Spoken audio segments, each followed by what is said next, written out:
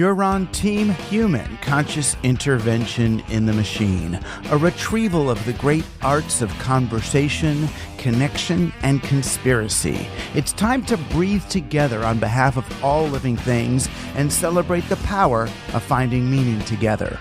I'm Douglas Rushkoff, and I'm on Team Human. Playing guest host in a special reverse interview episode of Team Human today, psychologist, sociologist, MIT professor, the author of Reclaiming Conversation and the Empathy Diaries, and charter member and guiding light for Team Human, Sherry Turkle. Technology doesn't just change what we do, it changes who we are. We all have a skin in this game. Sherry, who witnessed the mindset in action herself at MIT in the early 90s, will be helping me share some of my experiences with these men, yes, men, and understand them in the greater context of the fear of intimacy and quest for domination fueling so many of their exploits. It's time to intervene on behalf of people.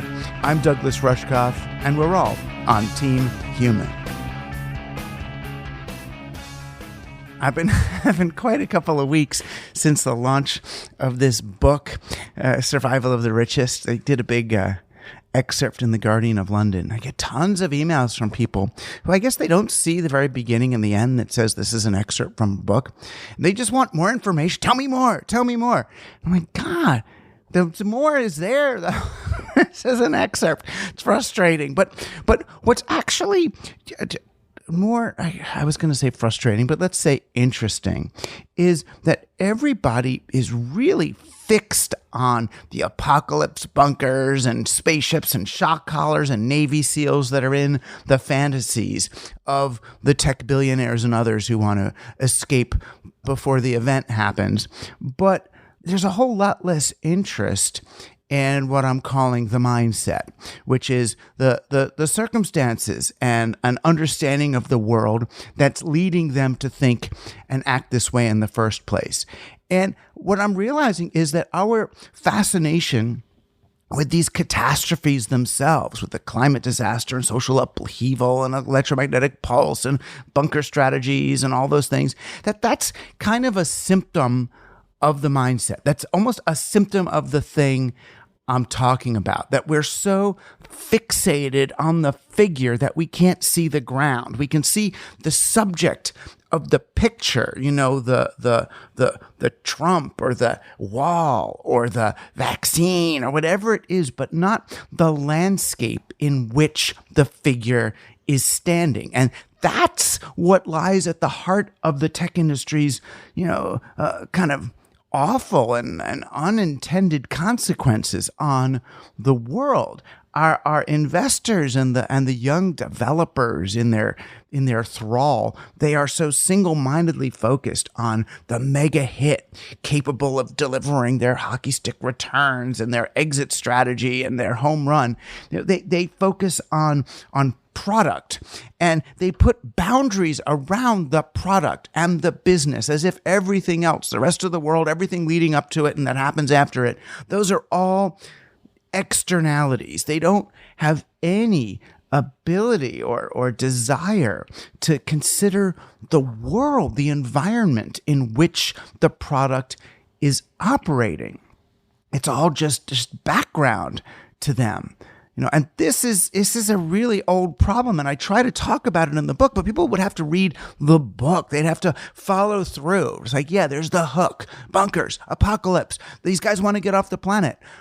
Well, why, right? Well, why? Then you got to go back to people like John Locke, the Enlightenment philosopher who was describing the kind of pre-civilized state of nature that Native Americans were in. We're supposed to understand them as just literally a part of the landscape. He said, I've got the quote here, where he said, the Native American is no different than, quote, one of those wild, savage beasts with whom men can have no society or security and therefore may be destroyed, as a lion or a tiger.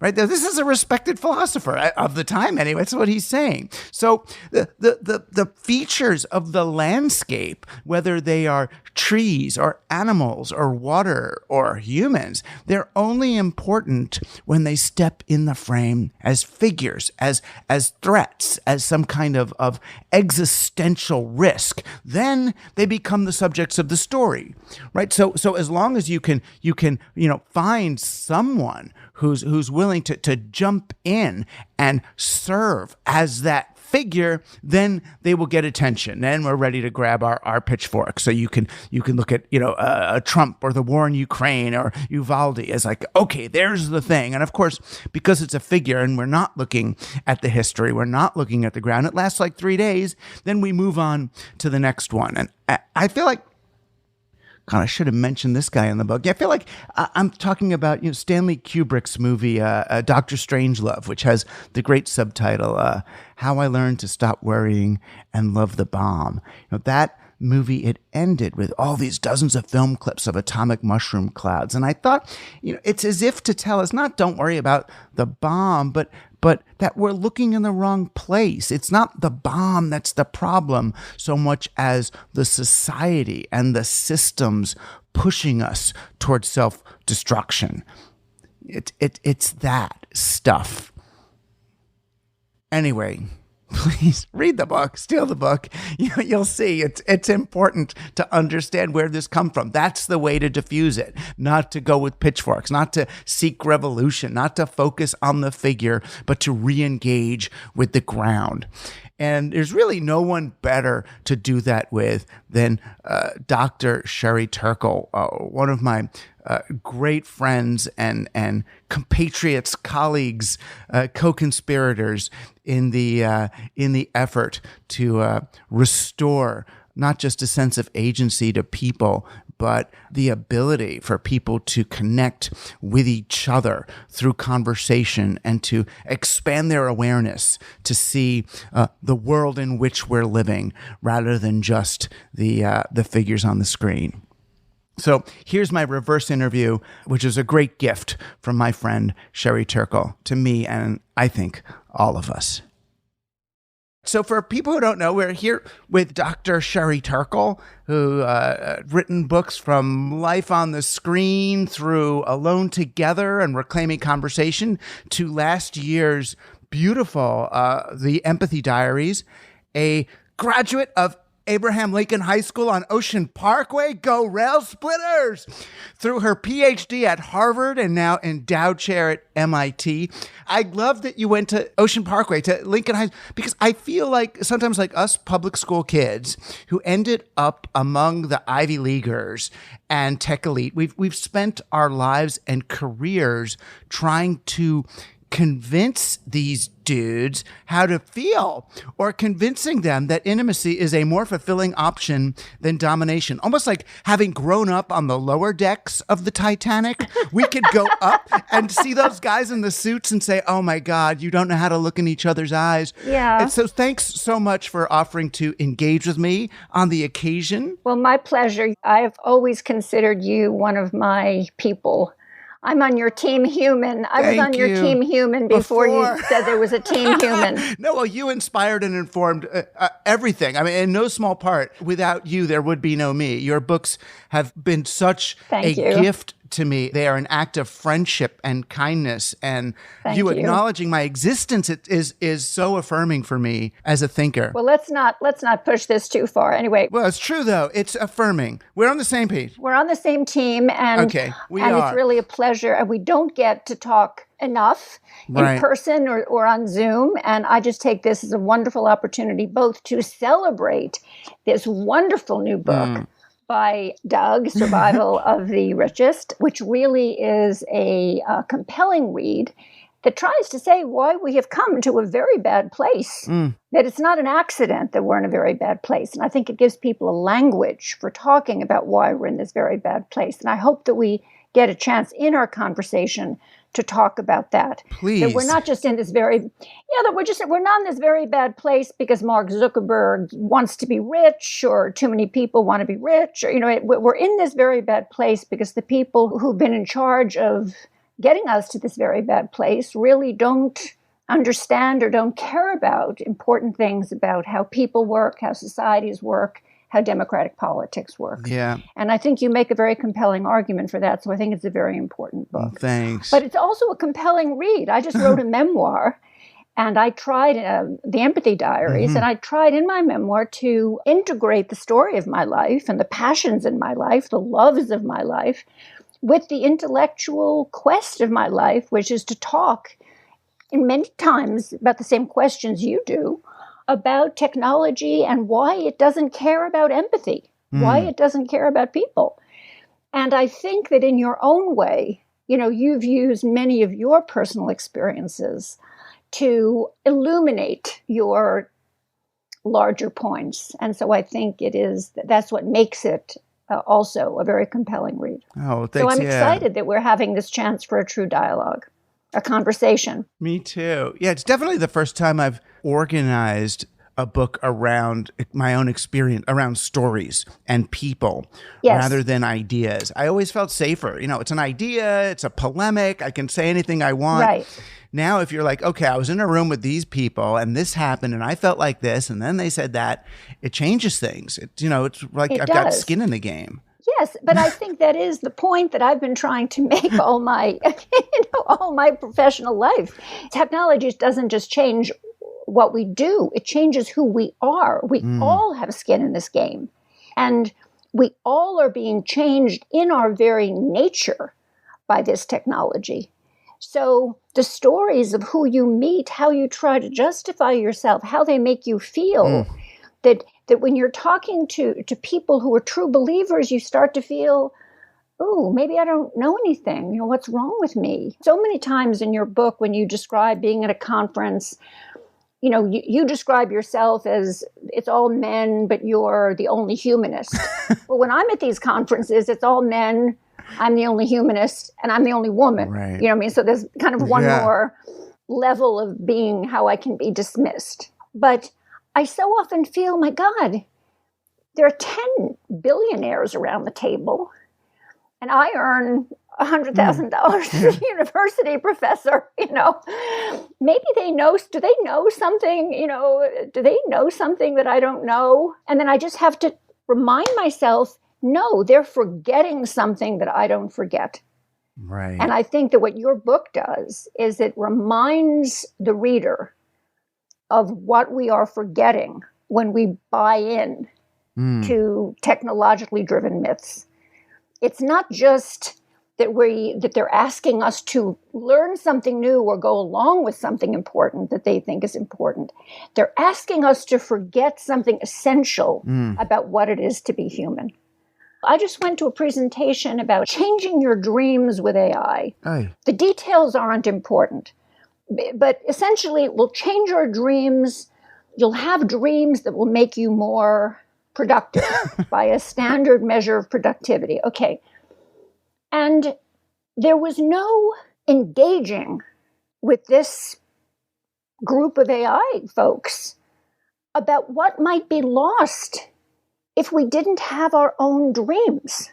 And so I guess my first question to you, is there a function to our processing the dreams that authentically came from our experience, as opposed to you giving me dreams that aren't my experience? No, because our dreams are proven to have an output of productivity. What about that my dreams are my dreams?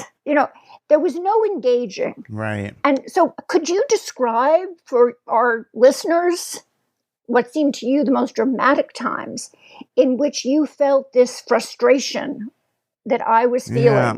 It's interesting because, I get what they're saying, and if you understand people in utilitarian terms, then sure, let's make their dreams, they'll be better. And the problem is when you say, what other metric would you like us to use? And it's like, well, I don't know if I have a metric for this, because it's so complex and perhaps useless. It's like junk DNA when they're so ready to get rid of junk DNA in their analysis of genes. And I'm like, well, How do you know that could be our entire biological memory in there? Junk DNA. We don't need that. That's just noise. So I guess the time for me it's the book is when I felt the most frustrated this way was when I finally got to meet Richard Dawkins, the great evolutionary biologist, and he was trying to explain memes to some of John Brockman's gathered edge scientists. And it's at Brockman's apartment, and he explained memes. He made one of those little fold-up fortune teller origami things and said, "This is a meme, and it comes back every few years, and everybody knows how to make it." The little cootie, it was a little cootie thing cootie catcher. The kids make. Right. Yeah, one of those. And because we know the code for how to make one, it can come back in perfect fidelity in all these other moments. But his understanding of memes was that human beings are just like record players, that we're not really conscious, that we just play whatever memes have infected us, and that we're not actively participating. There's nothing to see here, nothing going on. And I talked about empathy and identification with others. And he goes, well, that's all part of survival. That's, reciprocal altruism. And it's this. And, your DNA creates the illusion of consciousness and love and caring and all that so that you go about your tasks.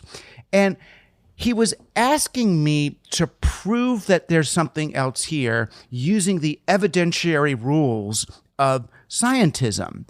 And that was this trap. And I spent so many years frustrated that I couldn't come up with proof of the unprovable, the ineffable.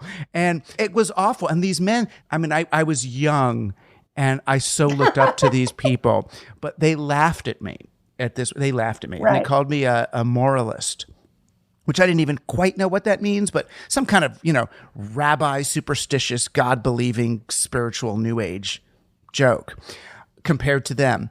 And the comeuppance, although it's a sad comeuppance, the comeuppance for me is when I see them in pictures on, Jeffrey Epstein's plane on the Lolita Express. And I realize, okay, if you are an amoralist, then your ideas about humanity are going to dovetail just too conveniently with this dominator mindset that's way older than technology.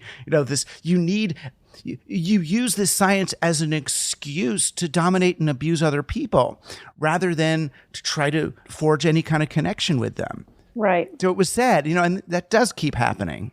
Well, one of the interesting questions that you posed that you wanted to ask me was, did I think I was winning? Did I think, since I've been in the same kinds of dialogues as you, did I think I was winning?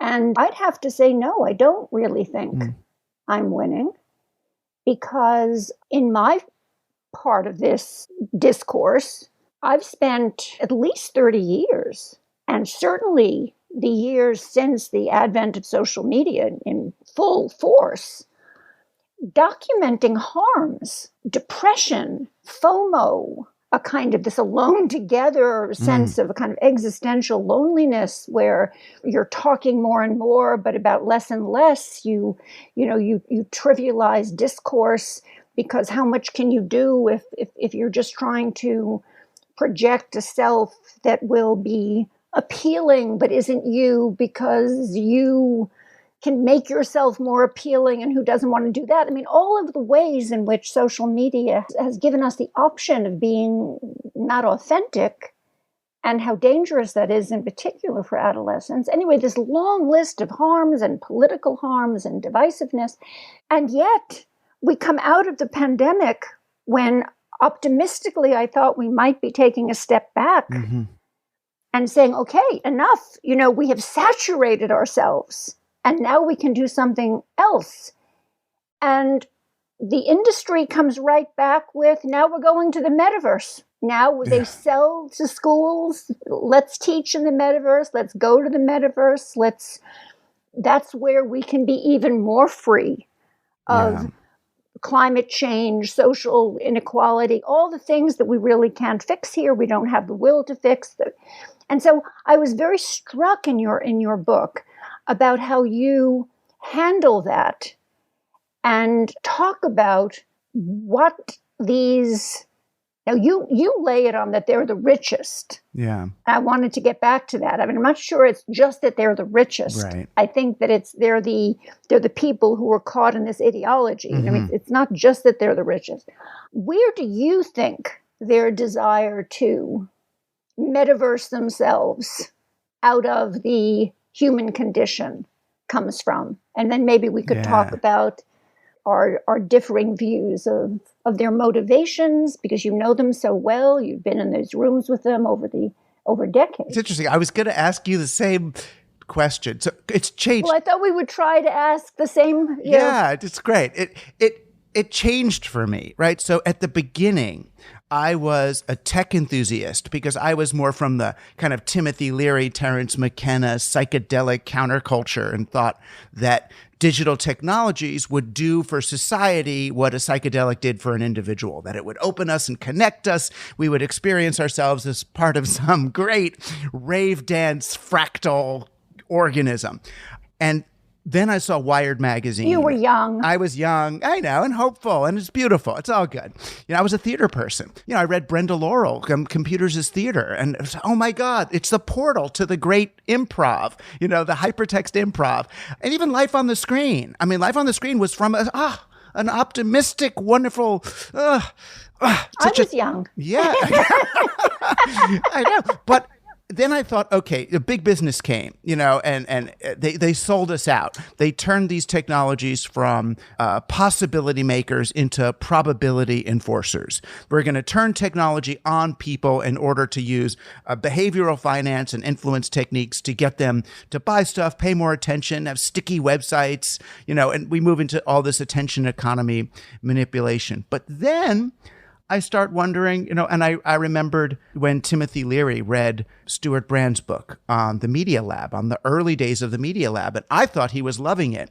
And he finishes the book and he throws it across the room and he goes, "Bleh," like it was poison. And I said, what? And he goes, first, less than 3% of the names in that index are women. I was like, wow, and that's late 80s. That was early to notice that. Sadly, that was early. And then he said, and second, these guys are trying to recreate the womb. Their mothers, he's a psychologist of a sort, and he goes, their mothers were unable to anticipate their every need, and now they want technology to fill in and to make up for the fact, and they want to create a digital womb around themselves. So I'm wondering, and I've always wondered, is it the tech or is it the capitalism? And then I realized, it's neither the tech nor the capitalism, but an approach to both. And they dovetail for sure, but whether it's Peter Thiel saying go from 0 to 1 as a business strategy, be one level above, aggregate your competition and rise above them and, be the meta, or Mark Zuckerberg, once his business plan for Facebook stops working, he wants to go meta, one level above, or Jeffrey Epstein looking at people as enslaved women, and he's going to be one level above them as a dictator. It looks like there's this.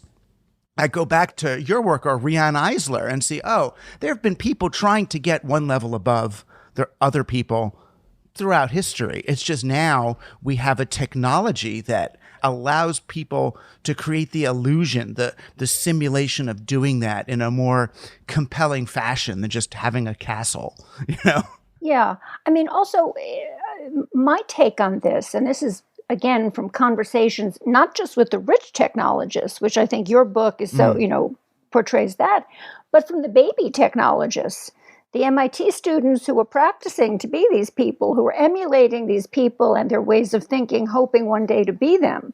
Because I think that's the coda I would add to your work, is that you're describing what it looks like when you have power. But I live every day as a teacher at MIT, as a professor at MIT, what it looks like on the ground when you're practicing how to grow up to be these people. So that it's very interesting. I think it's important to note that this just isn't what you can get to when you're rich. It's an ideology that trickles down to the people who are learning it as they practice as engineering students. It's a culture of engineering. Yeah. And it's a culture that sees the best life as a friction-free life. That's the way I've described it in my own writing.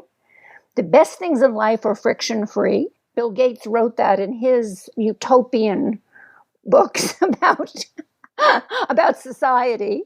The best things in life are friction-free, like economic systems that can become friction-free. The best technologies make things friction-free.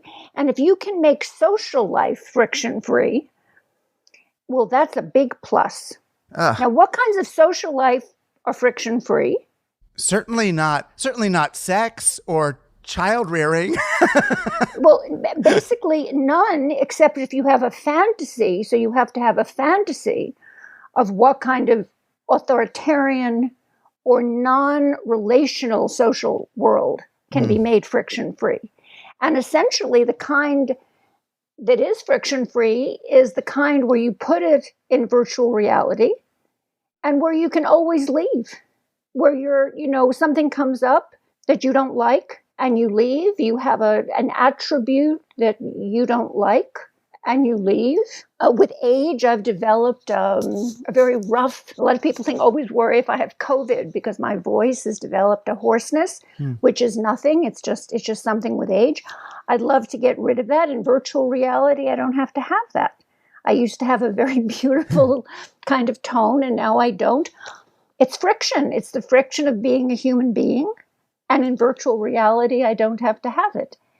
So that's the kind of things, and wouldn't we all like to change our looks and our, in the metaverse, you can. When I wrote Life on the Screen, the case study after case study after case study was people telling me how they loved being able to change their shape, their size, their voice, their everything they could to make themselves come closer to kind of their ego ideal of who they'd want to be.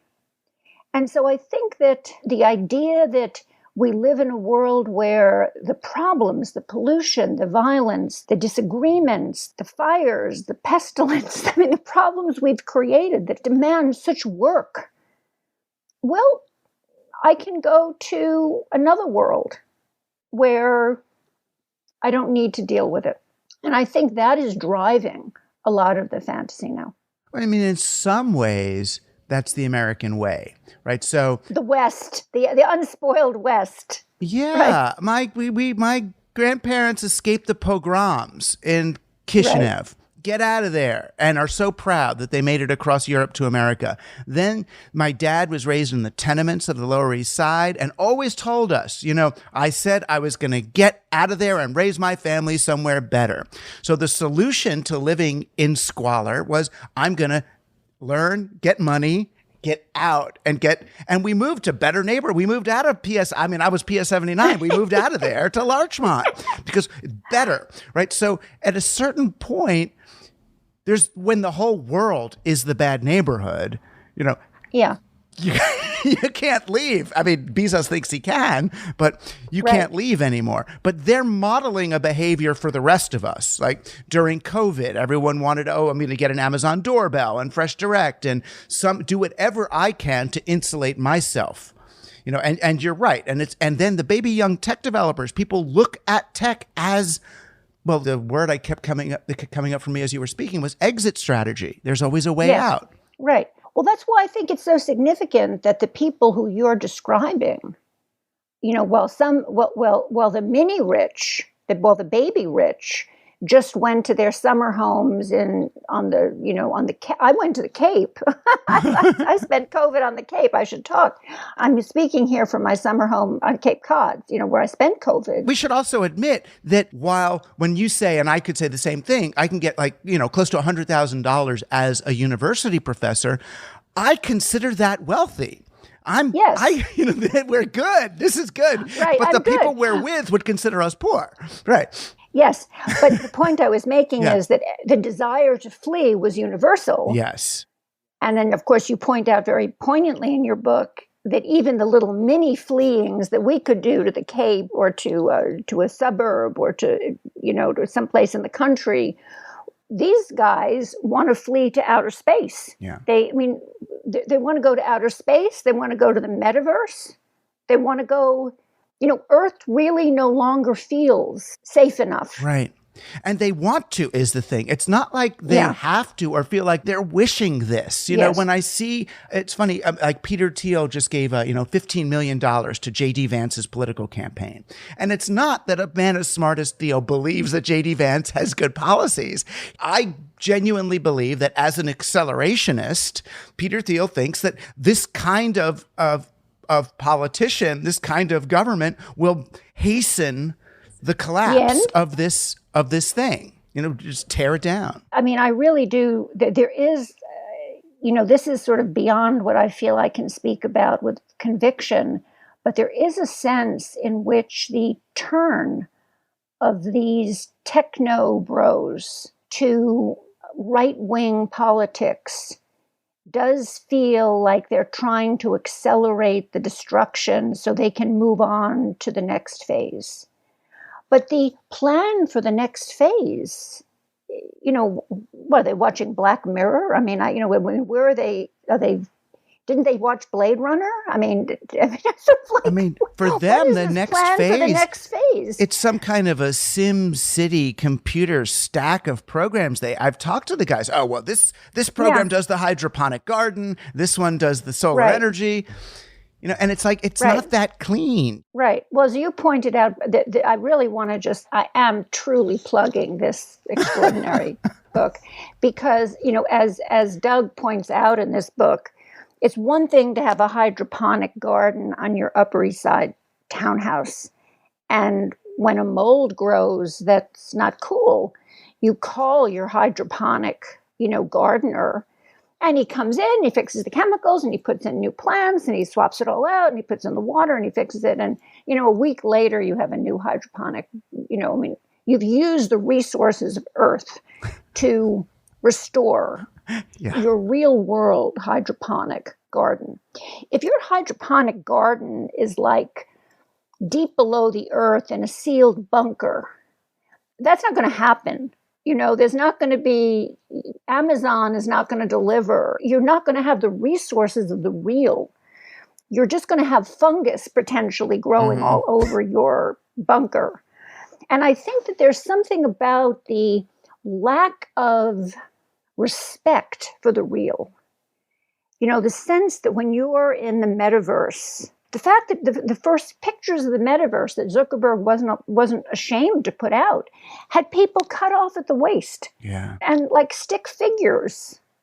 And he said, look at this beautiful thing that I have. Look at where we can live. You can be in Paris. You can be at a cafe. Who would want to be in a metaverse cafe and not be in Paris? Why would I want to meet you?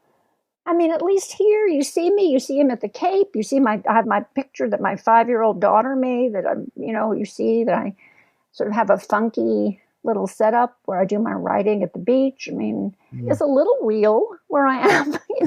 Why would I want to meet you in a simulated French cafe? What does that do for me?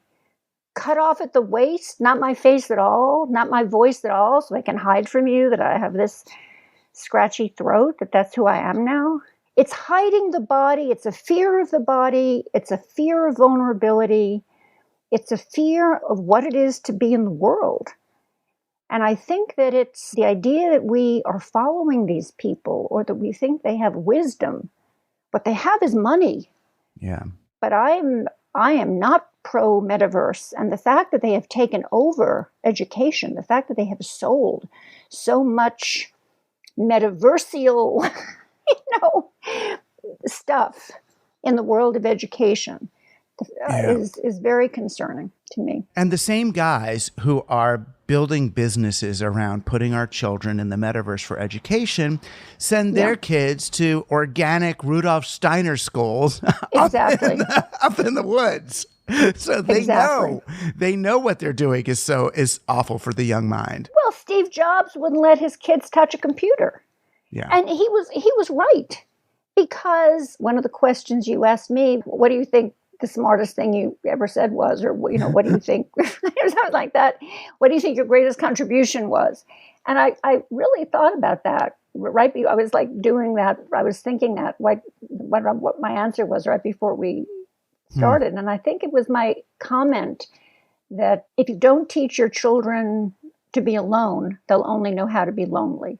In other words, the importance of solitude to relationship. Because it's when we know how to be alone, which of course social media and the computer and the constant connectivity and the constant screens and lights and takes away from us. It's so seductive. It's the ability to do that that gives me my sense of self, so that when you meet me, you're meeting another self, and you have the feeling that I can exist by myself and I'm not just there to sort of suck you dry. And you want to be with me because you feel as though you're with somebody you can be in a relationship with. Well, there's a other person, which means there's a little bit of friction, right? Yes, and exactly. There's that sense of relationship because I can be alone, you can be alone. It's like two different people. And that capacity for solitude is really something that it's an assault on empathy. It's an assault on solitude is an assault on empathy. And that really is the danger of computation. And if everybody is just at their screens all the time, independent of what they're doing there, it's not about content, you're going to lose that. And I think a little bit I've gotten that message out. But when I am with parents now, I'm researching now kind of where we are now post-pandemic, and they're in a special place. And now they're like, oh, I know it's bad for my child to use a phone, but I'm just looking at this one thing. I have to have my phone out. I'm just looking at this one thing from work. From their child's point of view, they're not with the child, so I don't really feel that although I feel as though I've gotten this message across a little bit, I feel people are very drawn to their phones just because I have this little thing I need to do. The most important thing you said for me, and you said it when we interviewed you for Digital Nation, this documentary I did with Rachel Dretson for Frontline. You said, we were talking about kids and phones, and you said, it's the kids who are complaining. It's the kids who are complaining that their parents are on the phone. And then we ended up, I thought was so important to me, we ended up using it as the promo for the movie. Because I was like, even if they don't watch it, they need to hear this. They need to hear this. If they're complaining about their kids on the phone, their kids are complaining about them. Yes. And that continues today. Yeah. Because the kids just want attention, and they go to their parents, and the parents are going, I just need this. It's that gesture. I just need this one. I just need this one. I just need this one. And that is, it's kind of a universal. But I had another question I wanted to ask you that struck me when I was reading your book, is that it seems like, your people are so intrepid. Like, they'll go to the moon, they'll go to Mars, they'll do anything to get, but they seem to be afraid of AI. Right. And I thought that your stories about why they seem to be afraid of AI were very compelling, and then you weren't quite sure and you were speculating. So could you just talk a little bit about that? I thought that was really an interesting, if you don't mind. Yeah, it was weird. It's always that elephant in the room for them, that when you mention they're so progressive, are thinking about the future and building this and building that, and you mention AI and they just stop. It's like, you could talk about anything, the killing of children and enslaved babies, and they're keep going, whatever. But AI, they stop. And I think it's because they believe that just as they're trying to go meta on us, that AI is the one thing that could go meta on them. That it's the one thing that can kind of become this environment or atmosphere that will supplant them. And I could say where I was at. I went to a FOO conference, Friends of O'Reilly. Did you ever get invited to one of those? He's this publisher guy. And I went to it. And these are all the people running the companies. This was another, Tech Bro Elite event. And this guy comes up to me, one of the big social media developers, and he says, Rushkoff, you've been writing a lot of negative stuff about AI. Aren't you concerned? I'm like, what? He goes, that when the AIs are in charge, they're going to read what you wrote and identify you as an enemy. And God knows what they'll do to you then.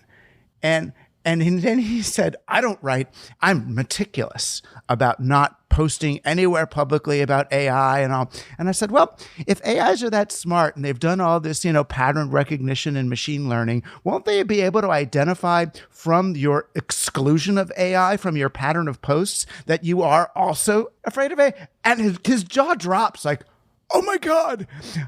I don't know what he's going to go do. Now he's going to do random AI posts. But that fear, it's because I thought this was one of the funniest. When I got to this part of your book, I just howled. I just totally howled because I just thought, wow, I had not come across, I've been around the block, but I have never met someone who was so concretely worried about the AIs coming that they were changing their social media life in order to not make the AIs angry.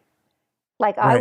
I said, whoa, Doug is really mixing with a higher class of people than I am. It is odd. I mean, I do know teenagers that don't post certain things smartly online because they think colleges or future employers will look at it. Yeah, that's but the idea that I thought, well, I'm not watching enough Black Mirror. These guys are like, this is how you tell a true believer. Although I once shared a limo with Ray Kurzweil going to a meeting and really had a chance, and I knew that Ray Kurzweil wants to upload, really has concrete plans to upload himself onto a computer in the hopes that it will be advanced enough by the time he has to do that he can download himself, when the time comes and be re-embodied and that what he has on the computer will be enough of him, enough of his brain to be recognizably his consciousness. So I knew that theoretically, maybe I'd written about it. I mean, I certainly had spoken about it as a sort of AI fantasy. But it wasn't until like a 4-hour limo ride to this meeting that I realized, and this is to your point about believing it enough that you're worried that the AIs are watching you and might be getting mad if you didn't post the right thing. It's like I wasn't aware of how deeply he believed that how deeply this was his plan. Sort of in the same way that I kind of hope, even though I don't believe there's a God, I sort of hope there maybe is, because then I could meet my mother someday. I mean, he sort of really wants to meet his dad again in his AI life and hopes he will. And, it's not, I mean, I began to feel a very sympathetic, warm, deeper comprehension of how deeply these were beliefs about what digital technology could do for him. And so when I read this section about AI and fearing this thing that they've been making all their lives and hoping for and building, and I was very moved, because it really is a kind of double consciousness that your child, you were really writing about people creating children who were going to come back to hurt you in a way. And I thought that was very profound. It's funny. I was also thinking, though, that some of it may be kind of displaced guilt over everybody that's had to suffer for them to get where they are. In other words, when I see a movie like Terminator and the enslaved robots are revolting against us, it's like, well, this is a society that was built on the backs of enslaved people. So, the fantasy that the robots are going to get you feels in a way like karmic retribution or comeuppance for. It's more the souls of history that we're looking at, the Mayan civilization that the conquistadors destroyed, not the robots that are so mad. Well, it's funny. I just watched for the second time Westworld. Have you seen Westworld? Is that the whole thing? Has that been a passion? Yeah. So the people make the robots so that they can express their hostility, aggression, get out their worst, and then it turns out they're making the robots so they can control the people. And then the robots who've been oppressed and abused say, oh, the hell with this, we would like to have a better society. We don't want to be oppressed. I'm summarizing. Yeah. And then they make their society. And in the end, what they most want is to have the imperfections and serendipity and kind of free will of the outlier people, the few outlier. They're craving that thing that humans, that little bit of free will, that little bit of serendipity. The idiosyncrasy. Yeah. That idiosyncrasy. And the robots are kind of chasing that, and it becomes clear that they're going to die. The robots will die chasing that, and it's not clear who'll live. Maybe a couple of robots will figure out how to, the people won't be there, but maybe some robots will figure out how to chase that, or it'll just be in their heads. But that's what they're chasing. I mean, the robots want to become like the people originally were. And it's so interesting that at the end of this complicated, brilliant opera about human nature and desire, and you have this glorification of what we are trying to currently just get rid of in ourselves. Right. And I was so struck that this would be the hit, the fantasy, our techno fantasies now are really glorifying what we are trying to get rid of in ourselves. I mean, look at all this zombie apocalypse things. The heroes are people who live just to have that little human desire, that little one moment of human free will or sexuality or idiosyncrasy. So I think we're just at a very funny moment where everything you say in your book is true about where the culture is driving to. And I'm very concerned about the corporate embrace of the metaverse as a kind of new trope of desirability, perfectibility, where we should be educating, how we should be living clean and better. And at the same time that our imaginative lives are ever more taken up with these other things, really the things that you and I are talking about. Right. Well, once it can control our dreams, then those things will go away too, right? I mean, it's almost like that would be what dream control is for, is to get rid of that last urge for the soft, squishy, weird, unpredictable nature of really being human, because it's not efficient. It's not productive. Right. No, right. I hear you. And then I look back, at not just the invention of capitalism, but even the sort of invention of empirical science, which was so important for us on the one hand. But when I read the Royal Academy of Scientists, or read Francis Bacon and see that he says, empirical science will allow us to take nature by the forelock, hold her down and submit her to our will. I'm thinking, oh my gosh, they really are trying to get away. They want to just quantify every little thing and render it, like a dead butterfly with a pin in it. It's right. There was this fear of women and nature and witches and moisture and darkness that right. I guess now we're realizing as we move into this technocracy. Oh, that stuff, the stuff that they talk about in Westworld, or the stuff of a David Lynch movie, is where it happens. Well, that's the history of science. That's the history of science. That Francis Bacon, I mean, there was just the domination of women is the story of the empiricist tradition.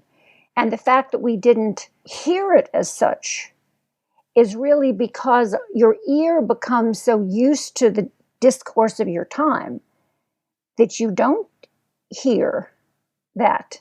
When I go back, I'm just going through my archives now and organizing my archives. And when I go back and look at the books that I read that were published when I was in college and graduate school, all of the sociology of science books were about dominating nature. And I read them and I said, that's right, we dominate nature. Yeah, the science texts were about dominating nature. And that was good. Yeah. So the books you read when you were learning introductory science was about how science neutrally dominated nature. You can't neutrally dominate nature. That's not a neutral thing to dominate nature. Let's just back up. How do you neutrally dominate? I mean, the language was really of submission and control and domination, as opposed to, as you suggest in your writing, and so many feminists and as sort of the revisionist history of science pointed out, and as you point out in your book, it excludes that language of collaboration, of nurturing, of working together with nature. And what's interesting is that even as I learned that new history of science and technology, which said, look, let's talk about collaborating and pluralism and a new way of talking about working with nature, computation went right back to the old language. Right. It's sort of like, it sort of said, well, that's fine for the that's fine for the fancy history of science people. They're on a fascinating track. We'll go back to the old. We like the other language better. Yeah. And specifically, the language itself, slaves and servers. And I mean, exactly, they use the actual language. Exactly. Just to make sure we frame it this way. Kill, abort. I mean, it's like they were saying, there's this new, very interesting, fascinating stuff that like Turkle is writing about and Evelyn Fox Keller. But let's just ignore that. Let's just do kill, abort. Not a problem for us. The thing I wonder, though, is, I mean, on the one hand, I get science as dominating nature. I understand some of the impulse for that because it's like, okay, so then on the other side is like Lyme disease. So we have science to like stop Lyme disease. That's nature's Lyme disease, right? That's all that's there is bugs infecting us with things, right? Or witches, putting spells on us, which is even worse. But do you think the impulse to dominate nature comes from a sweet, understandable place? At hundreds of thousands of years as sort of monkey people getting attacked by saber-toothed tigers and hiding under, in caves, hoping not to be killed, led us to want to dominate nature because we were afraid. I mean, is it a natural, fine impulse that's just now overstayed its welcome? Or did it come from an unnecessary kind of, I guess, psychological problem? Well, I don't think there's an either or, because you have indigenous peoples all over the world who made a different kind of bargain, who said, let's work in collaboration with nature. Let's strike a different kind of deal. Let's take totem animals and let's see how we can use the fruits and berries and make medicines from them, and how can we live in this environment without in some kind of collaboration with it. Exactly. I know. I've seen books with, pictures of living bridges they've made from living vines. Yeah. So a living bridge. Yeah. Yeah. Now, what you can't do with that is the sort of creative destruction, which you so lovely, which you so cleverly call, no, it's not creative destruction, it's destructive destruction. But, what you can't do is the destroy, accumulate, grow. You can't have a certain kind of capitalist accumulation, inequality, large fortune. A certain kind of thing can't happen, which I think does depend on raw materials. And it took a while for people to say, oh, raw materials, I wonder how we can gather and husband them at the same time. I think what's interesting is that there's a kind of voraciousness, a rapaciousness in the way in which capitalism developed. There were so many points at which capitalism understood that you could temper.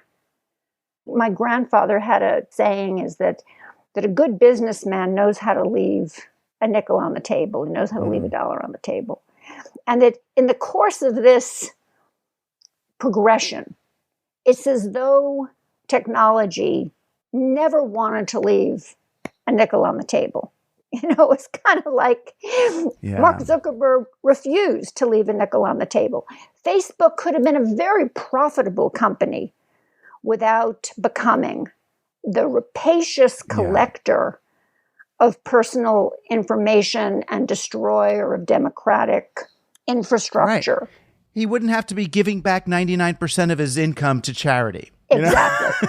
Well, there was another path. Yes. And he didn't take it. he didn't take it. There are these choice points where, it was kind of like, shall I collect data unknowingly from people who think they're filling out a survey about what hair color they would prefer and really give it away to people who were trying to, and he didn't take that other path. So there's a kind of rapaciousness that capitalism has, and also a kind of lying about what you're doing. I mean, one of the interesting things about Facebook is they tried to do something, people revolted. They said, okay, we're not doing that. And then they did it anyway without telling people, over and over again in the history of the company. And that's been typical of how the internet company, how this industry has worked, is that when people have objected, they've done it anyway, just not telling people. So I think I've gotten away a little bit in the weeds with my examples rather than answer your story, is I think that there doesn't seem to be a capacity at the moment to work this technology in the more humanistic, collaborative way that we might want. Now, the question is, when things get really bad and it's discovered that we really can't go to the moon and fix it by going to a space colony, will we all be forced into a new social contract? Not Peter Thiel's and not J.D. Vance's, but will we be forced by the climate crisis into not an authoritarian social contract, but into a more collaborative one? And I think that's the choice point. That's what I'm trying to write about now, is that I think that's the choice point we stand at now. Because I think that it's not going to go on as it is. No matter when you think this point is coming, it's coming, because it can't go on as it is. And will this crisis get us into an authoritarian fantasy that only strong men and authoritarian governments can make these decisions for us and kind of enslave us and, I don't know what? Or can we learn to live more collaboratively with this technology? I mean, and that's where I'm interested in your expertise as a psychologist and sociologist, because I've always seen myself as something, as a writer, as an amateur public psychologist. I mean, I've been through psychotherapy, but I'm trying to do it at large through the work. You're like a social psychologist for the world. In some sense, yeah, we're trying to be. And I'm trying to look at what is the way to heal and develop. So for most of my books, I was just kind of yelling at people, which is fine, just shaking sense, and people who agreed with me really got it, which was wonderful. It created a sense of positive reinforcement for people who were thinking that way. And I don't criticize myself for that, for preaching to the choir, because it helped me and it helped the choir. God bless. And it brought on some new people. But what I tried to do in this one, I thought, and I didn't realize it till maybe halfway through writing the book, was I'm writing a comedy. These are laugh out loud moments because these people are so silly, so that if I can make Musk and Thiel and Zuckerberg and the heroes of, tech bro culture look as, not in a mean way, but as silly, as scared and silly as they are, then we won't feel as afraid of what they're doing. So we'll be maybe more empowered to do something about it. And we won't feel compelled to imitate them. They're not our role. They're not, the non-castrated male role model of Steve Bannon. When you see him and you understand what he's doing and saying and how he exploited Gamergate and what's going on, it's like, oh, these are silly little boys. I don't have to worry about that.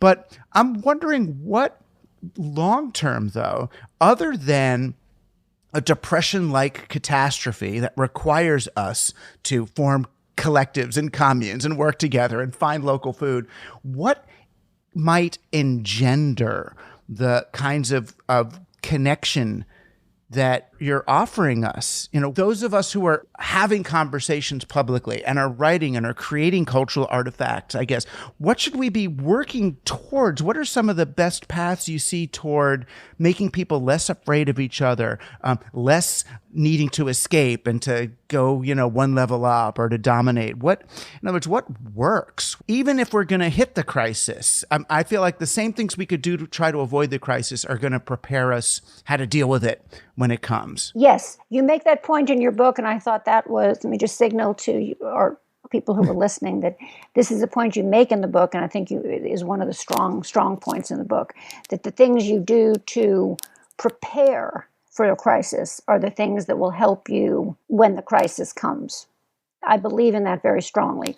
And so to answer your question with that thought, that the things that will help us reanimate a democratic society, a collaborative society, able to work in community and deal with some of these problems, is a society that we can start building now, where we're not afraid to rejoin community and start again, even if 3 people come to the meeting.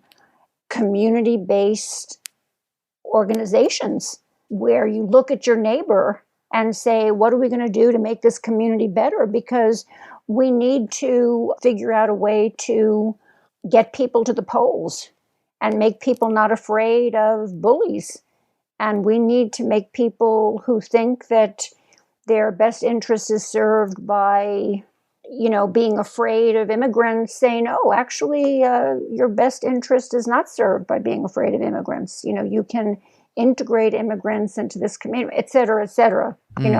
How to make people resistant to authoritarianism, I think, is really the job of, in this country, certainly, but I think of democracies all over the world.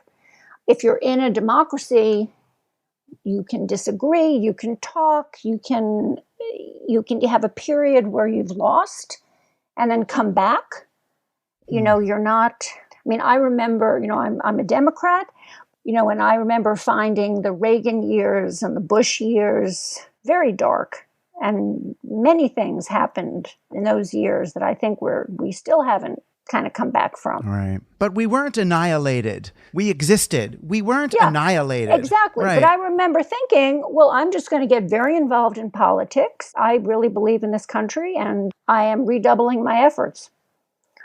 And what the danger is that people are now saying, oh my God, nothing can happen here. The Supreme Court gone, voting rights gone, women's rights gone. I'm going to the metaverse. That's, to me, that's where technology meets politics in a way that is terrifying. It's, Hannah Arendt talked about authoritarianism being prepared by people who felt so alienated that there was nothing they could do. They were just, they didn't know anybody. They didn't know their neighbors. They didn't, they just were so alone that they felt they couldn't act. And in Reclaiming Conversation, I talk about the number of people that Americans say they know that they could call in case of an emergency has gone from 4 to 3 to 2 to less than 1. That means many people have nobody and 1 people have a half a person or whatever that means. That we don't know people. We're so out of community. So, to get to your question, I think that the thing to do is to work on what probably for many people seems like the most boring stuff. Anything that's not in virtual reality. It's the survival of the most connected, but the most connected in face-to-face ways. You can organize online. I'm not against online things, but you organize online in order to bring people into communities where they feel that they have a true stake in each other because they live on the same block, in the same community, they breathe the same air. And I don't think it's the same as saying, well, I'm just in the same, cabal of game players. Right. No, it brings a whole different meaning to the word connected, right? Right. Today, connected means online in the same affinity group, but you're talking about connection as live, face-to-face, oxytocin, mirror neuron, complex connection. The atmosphere is toxic in your community, and your congressman doesn't care because he voted against all clean air bills. He's taking payback from the companies. He really doesn't care. You need to be able to band with the citizens in your community to clean up that air. And if all you have is some group of people from all around the world that you play a game with, you're defanged. You don't have your people. You can't improve your school system. You can't improve your air. You can't improve your water. I mean, look at these poor people in Jackson, Mississippi. Their government didn't care.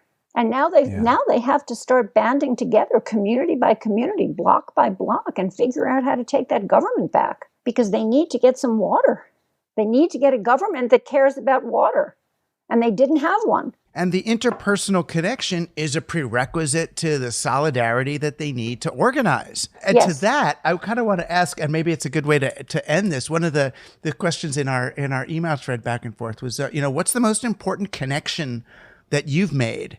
And how does that sort of inform your own sense of the connection and solidarity we need, writ large?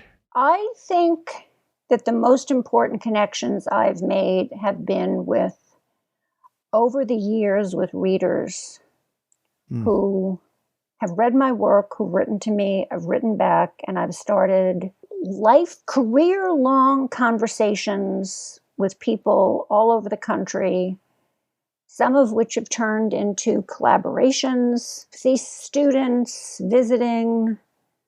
It isn't one person. It's feeling, I don't feel as though I've made a difference because some company has adopted my views. I don't have that kind of sense.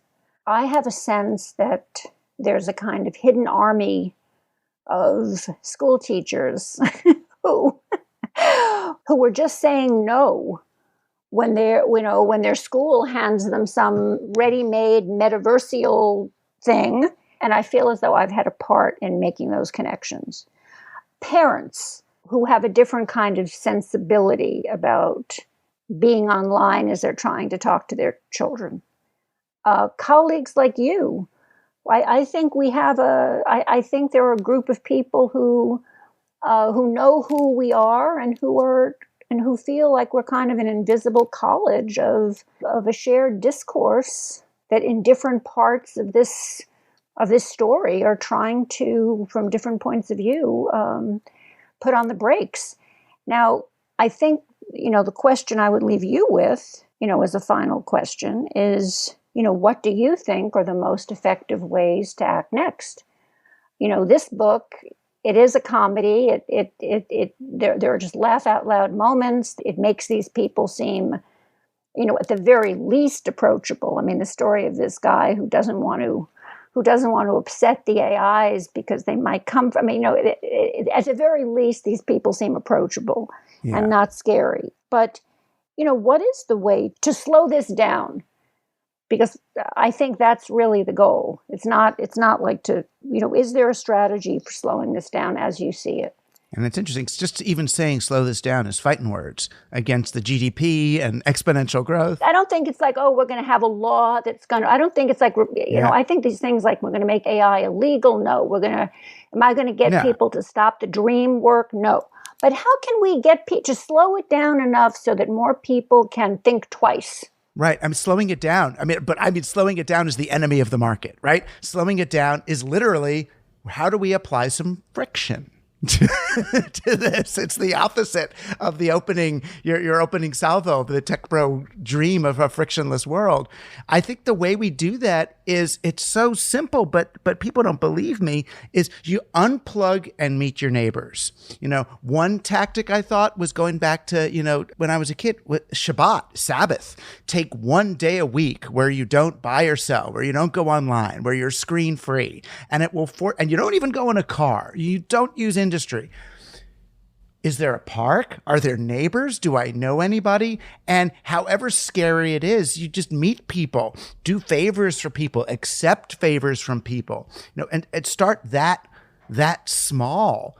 Take a project like ask, why should everyone on our block each have a minimum viable product lawnmower from Home Depot? What if we got one good lawnmower for the whole block and we shared it? And start that as the opening project, to opportunities for interaction. But for me, it's that easy, and that was the whole Team Human project. Find the others. And first find the others who you can agree with easily, the others you like, and then find the other others, and I'm meeting the other others now in my community. They're just like us. They have the same fears, the same wants, the same hopes. Their basements get flooded the same way. Their grandparents get the same diseases. It's like, oh, wow, they're just like me. So I'm learning that way, and don't try to scale your solution. Because it doesn't scale. Finally, it could be repeated, but it's just people. And so it's that making time to unplug, seeing these activities, playing cards, making love, hanging out. Find old people in your town. They're so smart. I hang out with, because I work now, I have a little office in my town. I go and I sit with elderly people with their little dogs and stuff and talk to them. They lived longer than me through more periods of time. They're wise. I'm learning more from them than I am, reading whatever friggin' article online right now. So it's that's my path. Well, on that note, amen. Amen. Thank you so much, Sherry, for everything. Well, this has just been the greatest pleasure. We have to do this more often. Got to cheer each other up. Yeah, I'm more than happy to drive out to wherever that is on the Cape and find you and just sit on the front stoop. Well, I'm not one of your old people, so. No, I know you're not. You're my generation. Just as long as we get that straight. I'm not one of your old people, but I have much wisdom. You do. No, and more than that, you got more than wisdom. You got that, just that thing, that X factor human thing. I see the life in you, in your eyes, and that's. Yeah, I'm not uploading to a robot. I don't think it's happening. Thank you. Okay. Well, thank you for inviting me. Thank you for inviting me. This has been a great pleasure, and I wish you and your extraordinary book, which you see, I just devoured and redevoured. I love this book. I recommend it to everybody, Survival of the Richest. But I think it's survival of the bros, the techno bros. Yeah. I'm not sure it's just the richest. Anyway, best of luck with it. It's a great book. Thank you. Thank you. Love you. Bye-bye. And thank you for being on Team Human. Our guest today, my hero, Sherry Turkle, professor at MIT, the author of Reclaiming Conversation and the Empathy Diaries and other books. You can find out more about her at sherryturkle.com, or you can come to teamhuman.fm and find out about her and all of our guests. I can't thank Sherry enough for, the affirmation that last hour was for me, and I hope for you and all thinking, feeling humans as well. Team Human was produced by Joshua Chapdelaine and edited by Luke Robert Mason. I'm Douglas Rushkoff, and you've been on Team Human, our last best hope for peeps.